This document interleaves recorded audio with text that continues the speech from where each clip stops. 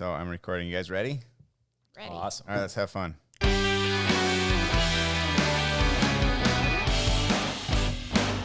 Hey everybody, how's it going? It's Dr. Michael Romanesco. I'm joined today with my co-host, Megan Conger. And our guest today is Jaymie Youngquist, all the way from Washington, D.C., the COO of Dental Media. Dental Media is a digital media company that is focused on practice optimization solutions and helping dentists build a cohesive brand strategy. So, Jaymie, thanks for coming. Oh, it's so great to be here. I love being back in my home state. Yeah, wonderful. You know, we met. It's kind of a cool way that Jaymie and Dental Media met IDS. We were both down in Tampa for, what was the name of the event again? It was a private practitioners, Private Dental Alliance now. Yes. Yep. And that's where you met our COO, Jordan. Yeah. And then on a boat. On a boat party. Well, that's awesome. I don't think there's any more boat parties happening right now. No, probably not. But then we got to meet you. I got to Chicago midwinter and got to realize it's a pretty small world. You're originally from Lake Geneva, Wisconsin. I am. And the first thing you said to me, you said, "Are you related to a Kate Romanesco?" And that actually is my cousin's wife, and she shot your wedding.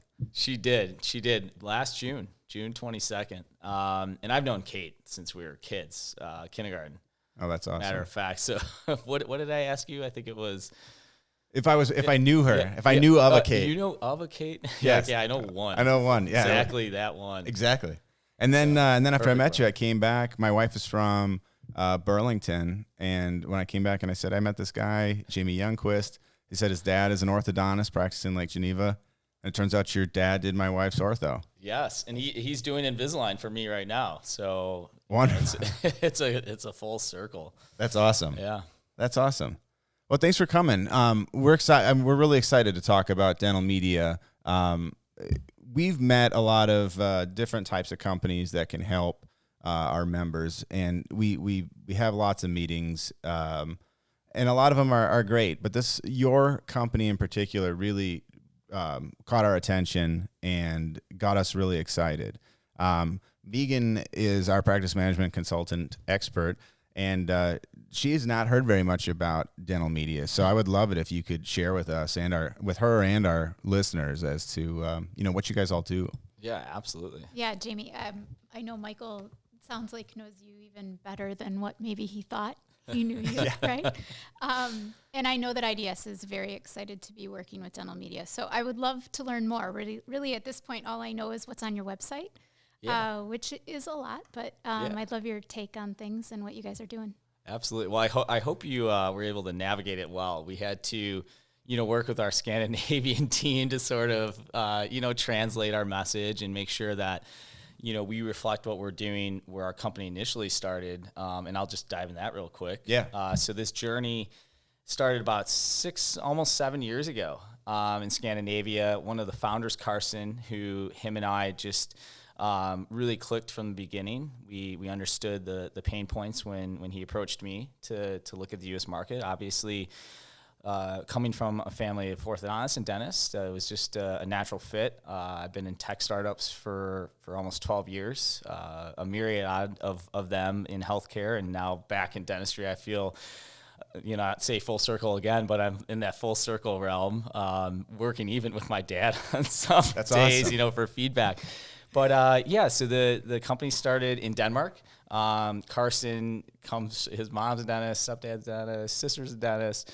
And he had been in tech as like myself for a while, and he really started seeing some pain points that were very, very bright among dentists, especially in Scandinavia. Their market is similar to us. A lot of times we think that healthcare there is just a part of a public service, but it's really not. I mean, they do a lot of fee for service, a lot of out of pocket, and he noticed from his mom and other people that, they had a little bit of a taboo to marketing, and they just had bad experiences in the past. And Carson, with his software background, worked for IBM, just really went to the whiteboard and uncovered what these pain points truly were. And a lot of it is transparency, ease of adoption, really building a platform where dentists or anyone for that matter, if we're talking about, marketing to a degree,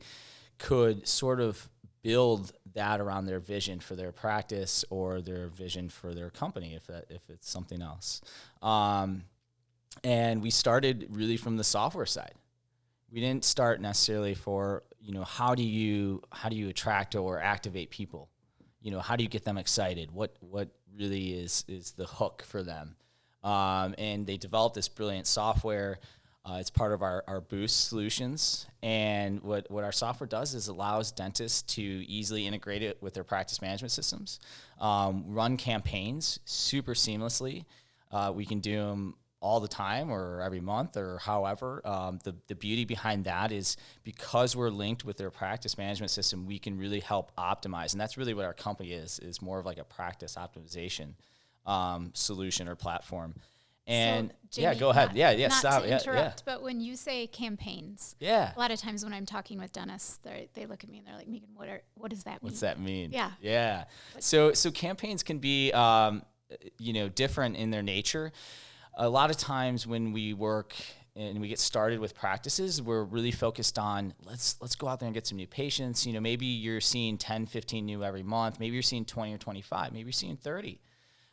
Even the practices that are seeing 30 every month, they're like, I still see in my schedule I have openings.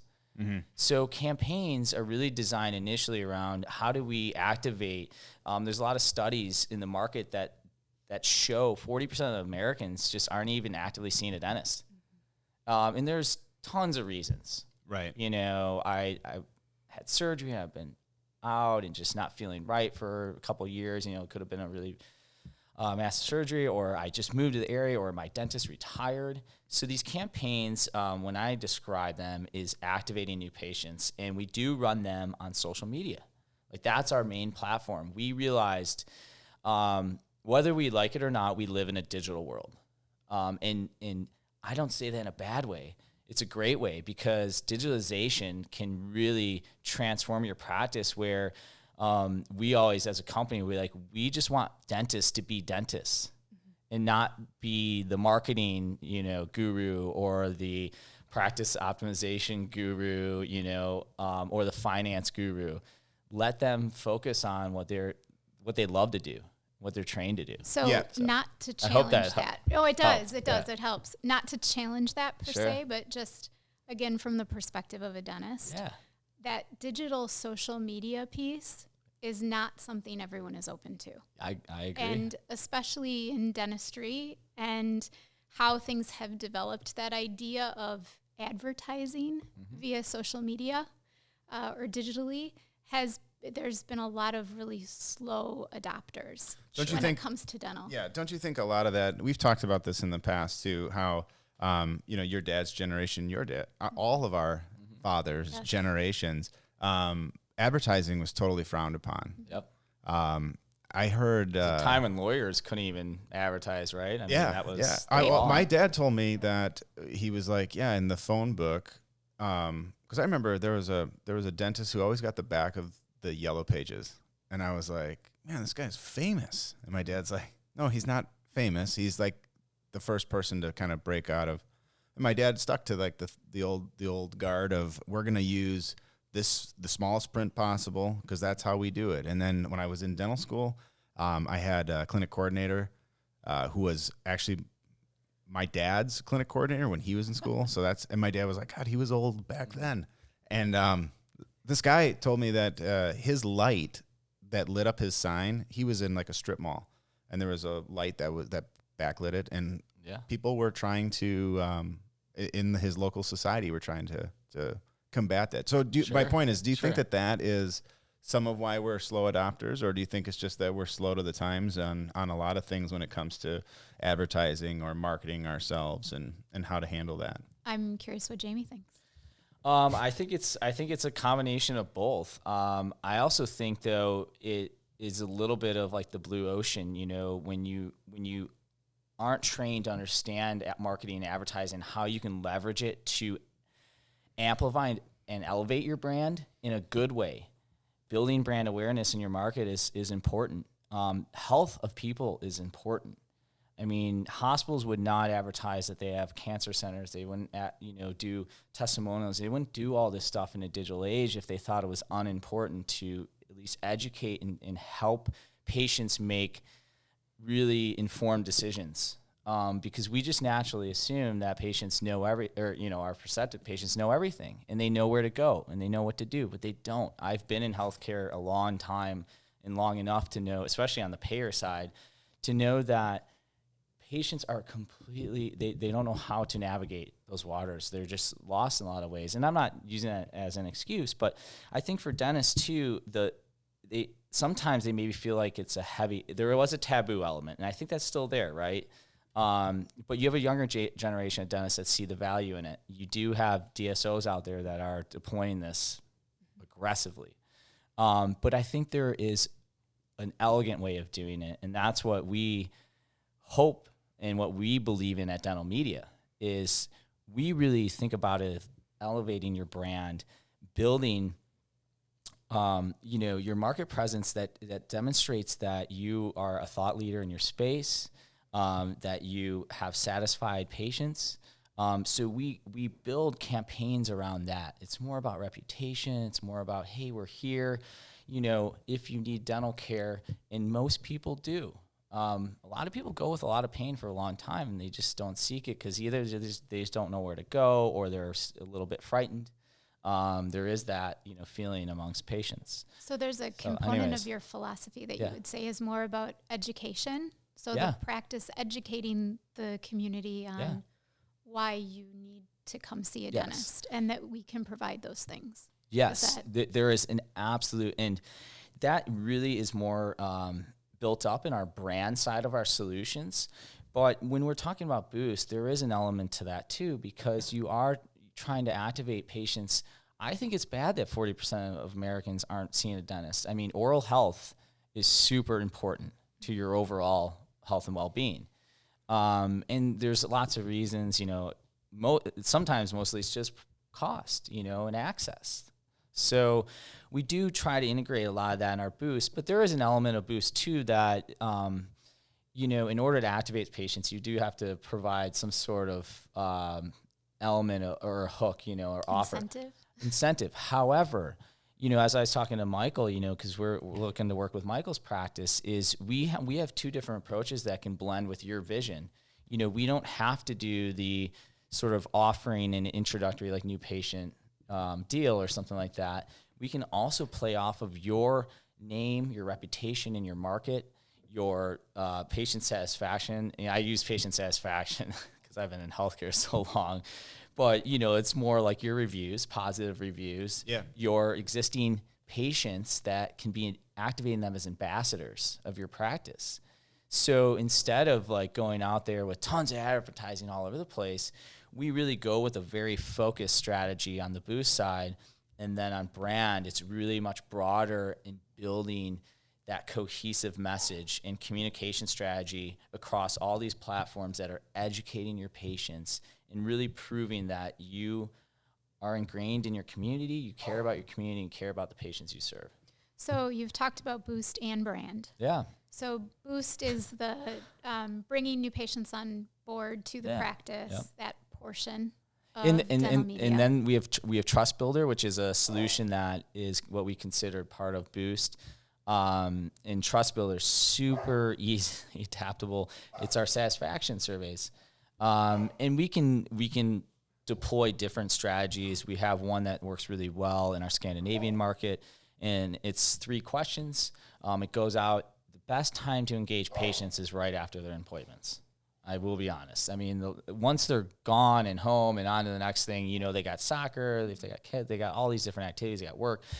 They forget about their experience to some degree, unless they had a bad experience, and we know from like NPS, so a net promoter scale, we can deploy that too. We can measure people on a 0 to 10, but we kind of like the 3 questions, and it's like smiley face, frown face, or like, I'm just satisfied. Which is just like a straight line emoji. So that's our engaging passion, your existing patients, but also new patients, because we don't want them just to be shoppers to come in and just, get a deal if that's what you decide as a practice to pursue. I want to get out there and give some incentive. Or like with Michael's practice, you know, we want to focus more on our reputation, our name, our brand, accessibility, things like that. So yeah, I hope I. No, that was great. So then brand. Yeah, brand. Oh gosh, brand. No, brand's really exciting for us because when we think about the solutions and the platform we want to provide to dentists, we want it to be the spectrum. You know, you do need to bring in new patients. It's just, you know, people move out of the area or, you know, one reason or another, they maybe stop coming back. And that's where kind of Trust Builder pops in. You want to hear early on their feedback so you can make changes within your practice, right? Whether it's you have a new associate and you want to know how they're doing, or you have a hygienist and so forth. So, you know, that sort of rapid growth is our boost. And then that feeds into really our main philosophy is how do you retain and keep your patients happy and keep them coming back, you know, or they really need an implant or they really need a certain procedure and they're just so apprehensive to it, is how do you educate them? So in our brand solutions, we have our website. So that focuses on optimizing your website, either building it from a new or, you know, helping make some strategic changes in your website. Ultimately, the point of brand is building that cohesive strategy around communication, education, and engagement with your patients, or new patients, prospective patients that are out there looking actively. So website and then social media management. And that's really where we are putting material out, whether it's monthly or even weekly, on social media that educates patients about different things about their oral health. You know, how many grams of sugar and there's the typical things, but we have a library of content. I mean, hundreds and hundreds and hundreds of different ways that we can engage our patients from an educational perspective. So when we talk about social media, there's two sides. Boost is getting out there and visible and attracting new patients, but there's also social media and educating your existing patients, because a lot of people probably follow your practice that are in your practice. So that brand recognition piece. Yeah. How does the doctor have some autonomy and decision-making capabilities on what you pull from that knowledge 100%. base that you have? Okay. 100%. We, How do you set that up with a doctor? Yes. So here, there's two methods. One is we share our full content library, and we have certain strategies that they can select. You know, there's times of the year around holidays and stuff like that it's very standard content, but it's unique to us because we develop it and we have a team that works on that content within. You know, we're not just pulling it from somewhere else and popping it into our own. So there's that pursuit, but then there's also working with individual practices on developing their own personalized content. And our customer success team really works closely with each practice to deploy whatever strategy they want or combination of strategies. So we don't force any sort of like, this month we're doing exactly this, like it or not. There's nothing, we never work that way. We always project ourselves. We want to be the dentist, like, digital partner. And when I say partner, that means we're partners in this. You know, we're partners in your success. And your success, you know your market better than we do in a lot of ways. That's brilliant. Right? That's brilliant. One of the things that I really liked about Dental Media was just how cash flow friendly this was. One of the things that that I'm always apprehensive about, if someone comes in and they're like, hey, I can bring you new patients, or hey, I can change these systems in your practice to make you more efficient, make you more successful. They're like, but first give me $8,000. Yeah. And then I'll do that for you. And it's like, I mean, that's the way some of the world works. And you are rolling the dice a little bit. And so you vet the person, right? And you say, okay, here's some references. And you talk to a colleague who's like, yeah, so-and-so came in and just crushed it, and we've been awesome. But the way you guys do it, if you could explain that, because I love the way you guys approach it. It's very, I hope everyone starts doing it this way. And we appreciate that. You know, we really felt that way too. And going back earlier, like, how did I come along this journey? When I first met Carson, I asked him, you know, so what is our strategy? Like, how, you know, what is the dentist's sort of commitment to this on the front end, because there is a lot of worries about, like, am I going to get burned? I got to sign an annual commitment to this, or 3 years, things like that. And he said, no, we are a performance-based company. We're focused on allowing dentists to adopt us very easily, because that is initially one of the big barriers too. It's not just the taboo of advertising, that's still existent, but it's also like, oh man, what's this going to cost me? And how do I really know that it's going to work? It's going to work. Right. And when I see my, financial advisor accountant at the end of the year, and they're like, what did you do here?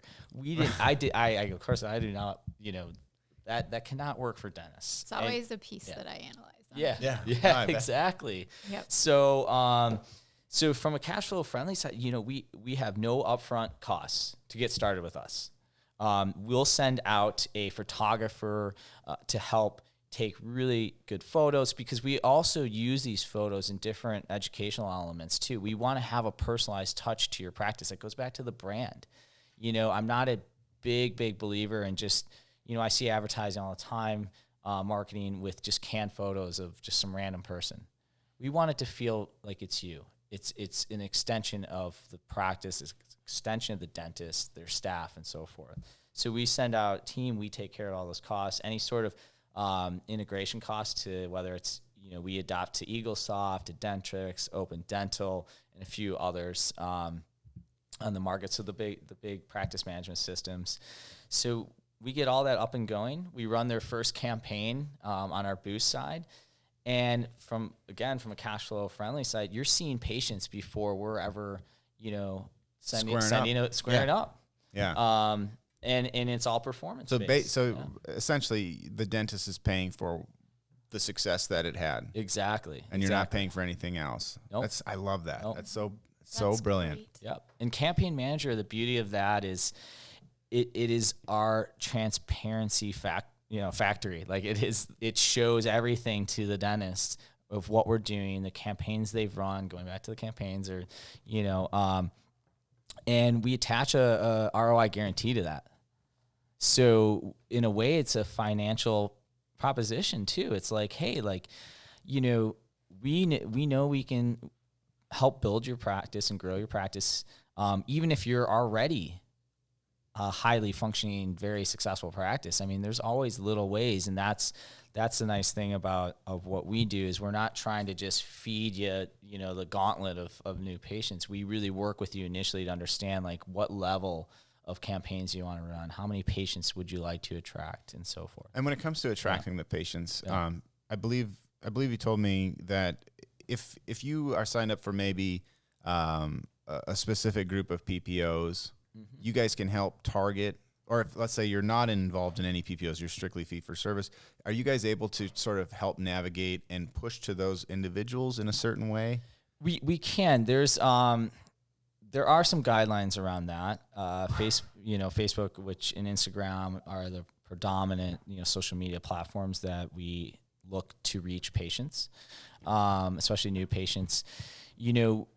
By designing the campaign, we can focus campaigns. Maybe if you are in a big, PPO network, you want to target those types of people, we can design it in a way where we're educating them, like, hey, we accept this. But there's not like sort of a button you can just hit on Facebook that says, I only want Delta insurance. Right, exactly. Patients. Which, brings the moral side of me a little bit in too. Like, I'm a big believer in, like, everyone should have dental care, or, everyone should be able to go see a so I don't want to just like limit, people, but it is important, if you're in that market and that's important to your practice, that we work together to design the best communication strategy, especially on the boost side. Yeah. But we also, and I don't think maybe you're going to ask this, but I'll just get into it. Our team does all the heavy lifting, booking the patients. Yes. So we actually have. Oh, wow. Yeah. I missed that Yeah, part. explain this part, because you've But explained this to me before, and I struggle to understand it. Mostly because I'm not very smart. No, But I love this. I don't find that to be this. true at all. That's not. So another pain point when we were going along this journey was practices in the front office are really, really busy in a lot of different ways. Especially now with taking temperatures and Oh my Hail gosh, Marying with pens over the sneeze guard. Yes. it's you know, that's a sector ripe for disruption too. You know, there's some sort of portal that, you know, patients can do it digitally through an app. And we actually are developing an app for some of our big dental groups in Scandinavia that is focused on their employees too, productivity and stuff like that, but also a patient-facing portion of it, where like a portal they can log in and ahead of time they can answer those questions. I know a lot of practice management systems are deploying those things now, but you know, it's a good way too, from a retention side, keeping patients happy, to have a way for them to keep constantly engaging with you. I won't get into that. That's on the horizon. But so our team is very specialized in helping book patients.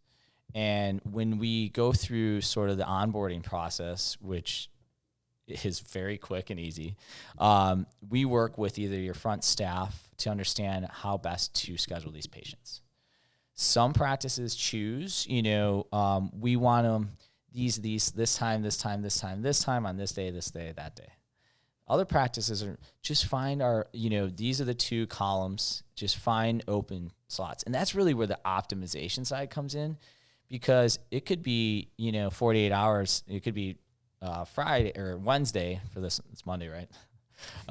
It could be Wednesday, and they're like, we have 3 open spots, but no patients have called us yet, this and that. Mm-hmm. If we have an active campaign going, we can contact those patients and say, hey, we have that 10:30 at Wednesday, and fill that spot, within 48 hours or sometimes even 24 hours. That's awesome. Some practices, again, they coach us on how to do the scheduling. We're an extension of your practice. We're not constantly in touch, but, the communication channels between front office and your front office and our team is very wide open. Anything they need, or they see anything, we work to get insurance information there. We can't run insurance, but we will inform the front office, hey, this patient just booked, they have Delta insurance, and here's all their policy number, the primary, date of birth, all that stuff. So the beauty of we can remotely log in to your scheduling platforms. We can really fill out that new patient form. Jaymie, where you're saying that you integrate with the larger practice management softwares like Dentrix, EagleSoft, so on and so forth.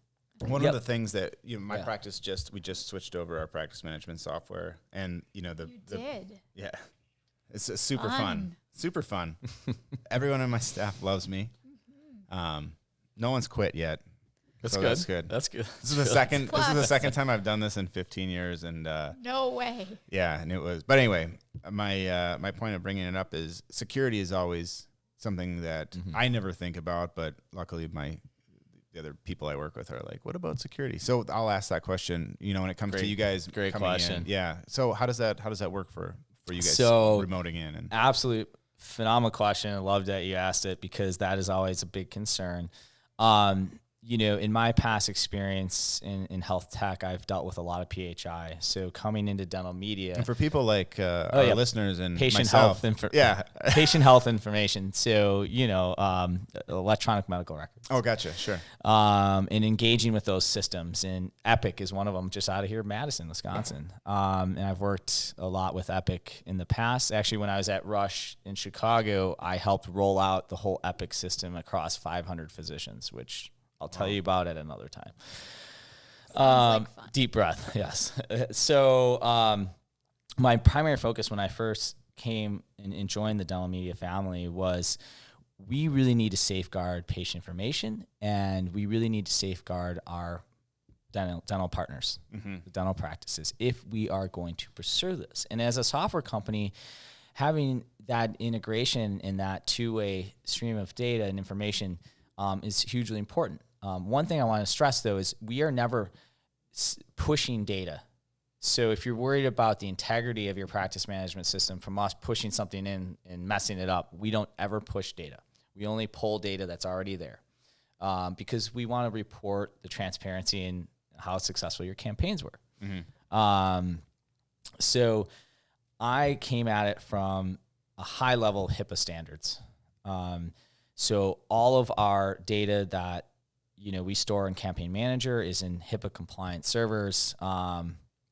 And then from the integration for our patient scheduling team, all of our team are HIPAA trained and certified to handle PHI or, dental patient information in this case. And then the systems we use, we actually deployed. So the European Union has way more stringent laws around patient health information than the United States. Probably imagine why.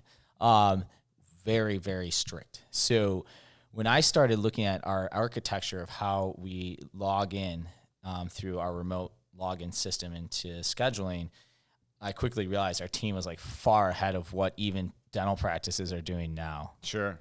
Way far. So we have double authentication on everything. If anything, we constantly 24 hours a day monitor IP address pings. I know I'm getting super technical, but if someone's pinging from China, we know that that's not a good ping. And we partnered up with companies that we know have historically good standards when it comes to security, right? So we have all these things in place. And again, it really goes back to your security. Digital security is only as good as the people that you trained to operate it. Because, you hear these horror stories of health systems that get hacked, 40,000 patient records got hacked and held ransom and things like that. Yeah. It's likely it was, in most cases, it's human error. So that's why I work very closely with our team and our security officer, which is Rasmus, on ensuring that we have the training and the know-how in our team to safeguard us from any sort of vulnerabilities. Yeah. And that's about as best as we can get, other than, locking it into a big safe in Chase Manhattan. Nice. So, we've gone through Boost, we've gone through brand. This is an extremely low risk option for any dental practice to basically get going.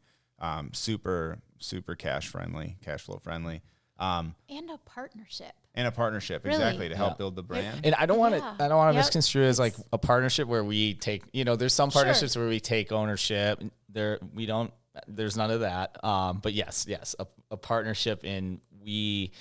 It's not a corny, but commodity. we do think of our dentists as part of our family. Like, your success is our success. And we really do think that way. I love it because they have skin in the great. game when, versus so many other organizations who it's give us the money and then if it works, hopefully you'll give us more money. Whereas this is, you guys have skin in the game. I love that. Absolutely. And our brand solution too, with the website development, social media management, these are things that we spread. A lot of times, if you want to build a new website, it could be $5,000-7,000. It could be $10,000. If you want a custom from scratch, it could be $12,000 to $14,000. That's a big capital investment. If it was my dad, he'd be like, I want to buy an iTero machine instead, But in website development, we also work with. There's no standard to how we price, but we work with the dental practice. Like, hey, we can spread this out over years, or we can spread this out over time to really help ease that if we really believe collectively that that's a good strategy for your practice, right? If they want to pursue updating, maybe they just bought an older practice where the dentist retired and they want to revamp and create a cohesive brand across maybe their home practice. Sure. Anyways, we do provide our solutions beyond Boost and in a very cash flow friendly way as well. Yeah. So what's the future for dental media? You guys have these great offerings in place already. What's coming on the pipeline for you guys? Yeah. No, we have some really exciting things. The beauty of dental media and being pretty far along in Scandinavia and introducing different products and innovating. I get to kind of bring them here and have a test bed and work with different practices that were early adopters of our initial solutions like Boost. So one in particular I'm super excited about is DenTV. I know what is DenTV. So DenTV is really building the opportunity to communicate in a way in your practice at the point of care. There's a myriad of solutions out there, at the chair side, things like that, but there's one I feel like missing component is when the patients are in the waiting room, what are they doing? How are you engaging with your patients at that point? right? They're there for dental work, or they're there for dentistry, so their mind is kind of thinking about this.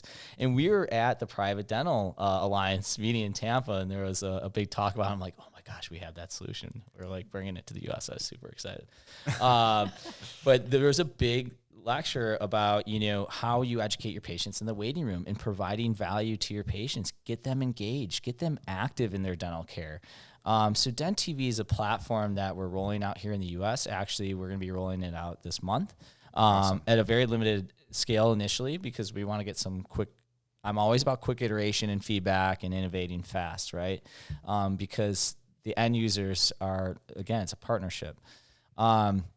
So it's easily adoptable. It's just a little device that gets put behind an existing TV that you might have in your waiting room.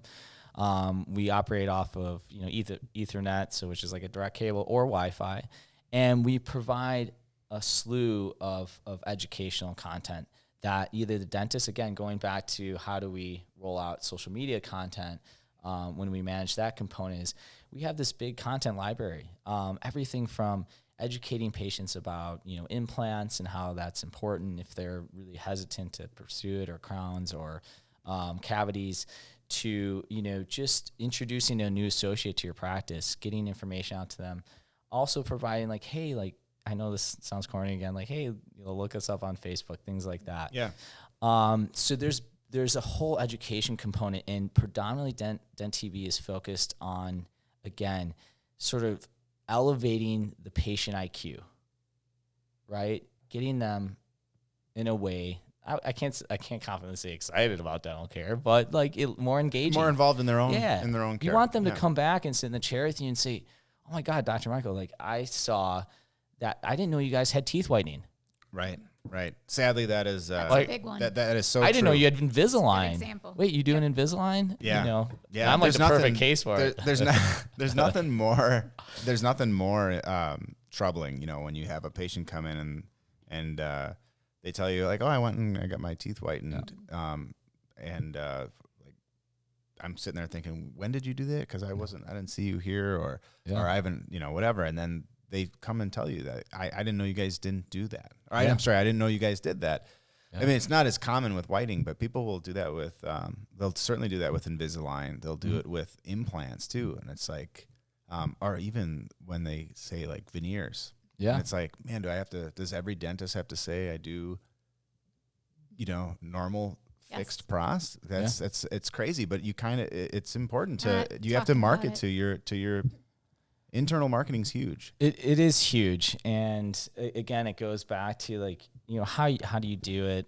So at the Private Dental Alliance conference in Tampa, they really said, I don't think I would necessarily do this, but take out the Sports Illustrated magazine, take out this and that, get the Jerry Springer off the TV, and provide meaningful insight to your patients, elevate that IQ, get them engaged in their dental care, or at least caring about it, because it makes your job easier, it makes your hygienist job easier, it makes your staff jobs easier.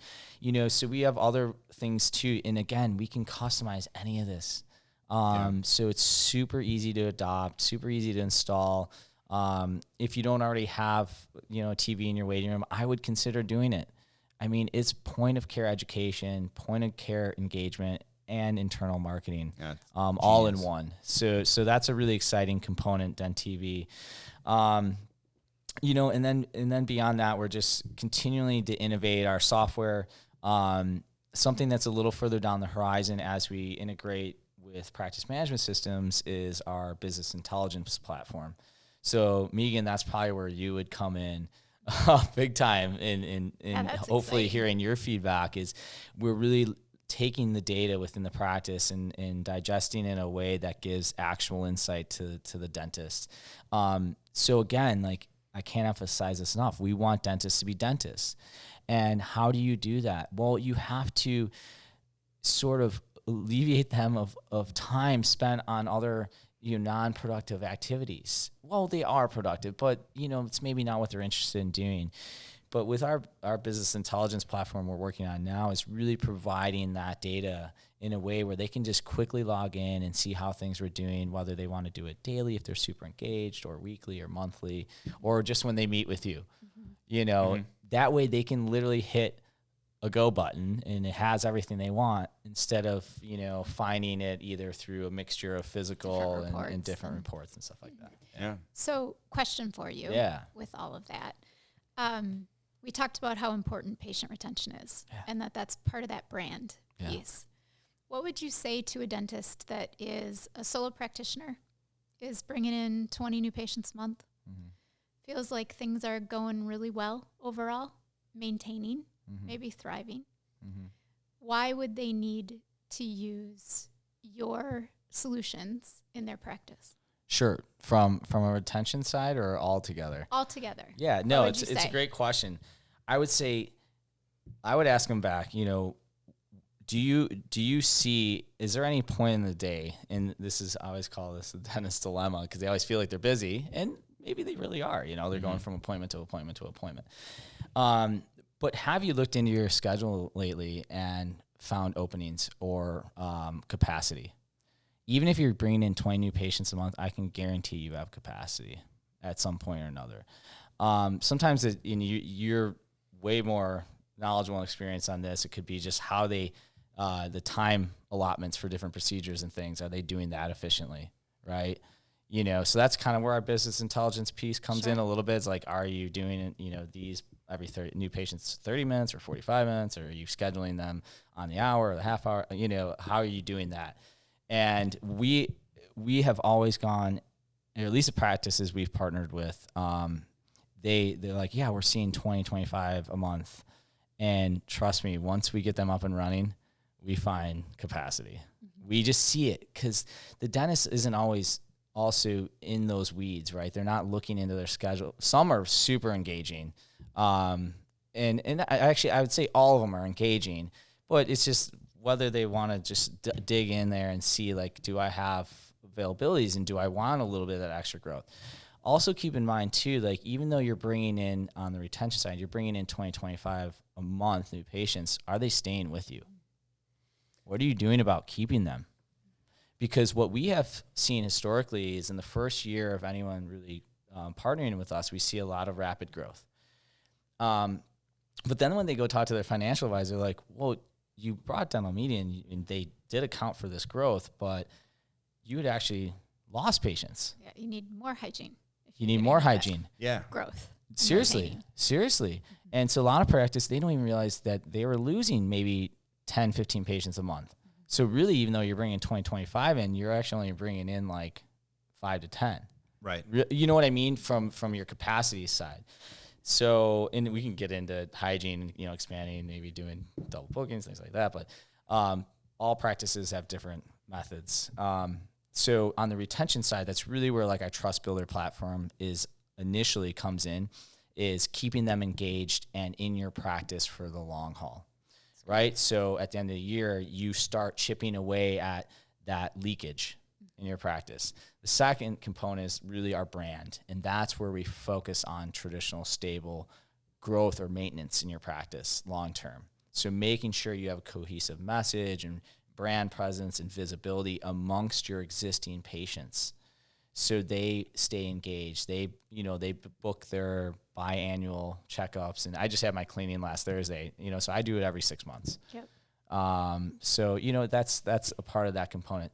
So I hope I helped explain that. I'm thinking about the spectrum of dentists that I work with. Yeah. So the students graduating from Marquette who are looking at purchasing a practice or joining a practice where ultimately they are going to be the partner, and they're saying, hey, I want to grow this. Yeah.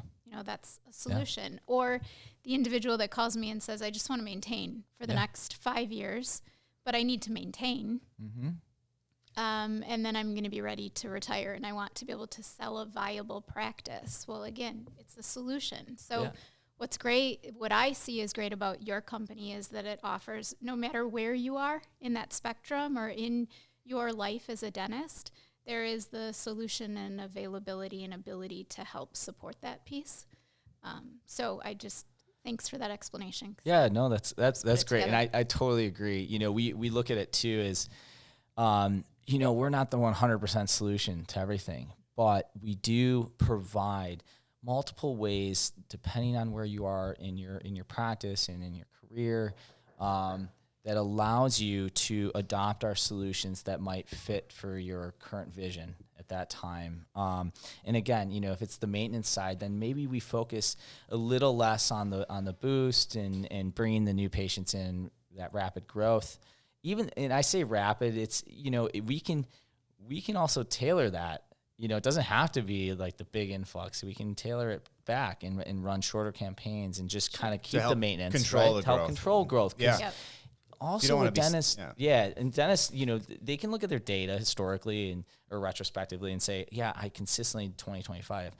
But I actually just had one of our dental partners who last month goes, we were off the mark by like 10 patients, and I had no idea what happened. Well, we actually didn't run a campaign that month because they were getting back to, they were more focused on getting their existing patients rescheduled, right? Yeah. Yep. So that was a piece of that, but also the piece is it just happened, right? And a lot of times when you're at the end of the month and you didn't meet your new patient goal, it's already too late for that month, right? So then you either got to try to do more the next month, which you might not be able to do just based on your scheduling and availability and capacity. So anyways, that's really where we can we work directly with the practice to understand what their vision is. And really for that maintenance side, the brand component could be a really elevated piece for them. And also if you're looking to sell your practice too, you want it to be positioned well as, for the potential, dental students coming out for the transition. Yeah. Great point, Jaymie. Yeah. Yeah. Well, Jaymie, thanks for joining us today. And for anybody that's listening that wants to get in touch with Dental Media, what's the best way to do so? No, it's great. Dentalmedia.io. I think .com was taken. It sounds very Scandinavian. Is it a Scandinavian thing, the IO? It is. And we can, share. You can look us up on Facebook, Dental Media, on both Instagram and also on LinkedIn. You can find us there. Or else, Dr. Michael, I'm sure we can, share my email or info at dentalmedia.io as well. We'll throw all those things onto the posting with this podcast, and make sure everyone that wants to get in touch with you can absolutely find you. And we'll have to do it again because as DenTV gets going further along, I'm certainly going to want to, learn more about that. And I think our viewers are going to want to learn more about that as well. So thanks again for coming. Thank you both Thanks for so having much, me. Jaymie. I'm so happy to be back here in Wisconsin. So till next time. All right, man. Okay. Thank you.